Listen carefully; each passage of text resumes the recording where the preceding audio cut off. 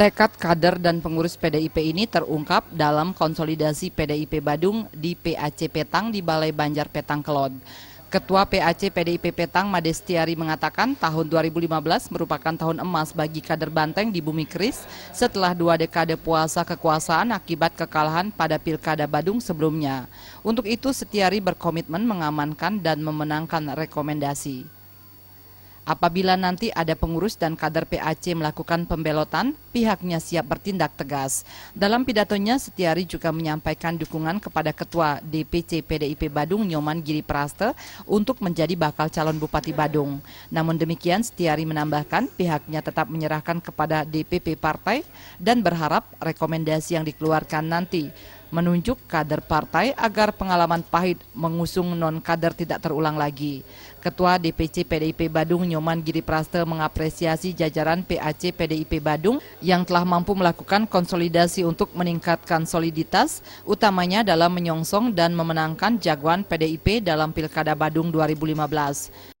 Kader maupun non-kader yang nanti akan ditampilkan oleh PD Perjuangan. Dengan solidnya struktur kepengurusan di Kecamatan Kuta Selatan, di Kecamatan Kuta Tengah, di Kecamatan Kuta Utara, di Kecamatan Mengui, di Kecamatan Abian Semal, dan di Kecamatan Petang ini, kami yakin seyakin-yakinnya, solidnya struktural partai dan tokoh PDI Perjuangan bisa nanti memenangkan pilkada yang ada di Kabupaten Badung pada tanggal 9 Desember 2015 ini. Giri Praste juga mengingatkan seluruh pengurus dan kader untuk tetap solid selama menunggu turunnya rekomendasi dari DPP partai. Ketua DPRD Badung 2 periode ini meyakinkan sanksi menunggu kader-kader partai yang melakukan pengkhianatan dengan mendukung kandidat lain.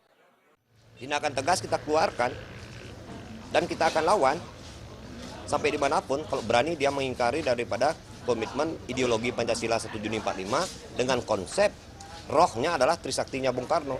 Karena kita mengedepankan bagaimana kita berdaulat di bidang politik, bagaimana kita berdikari di bidang ekonomi, dan bagaimana kita berkepribadian dalam budaya.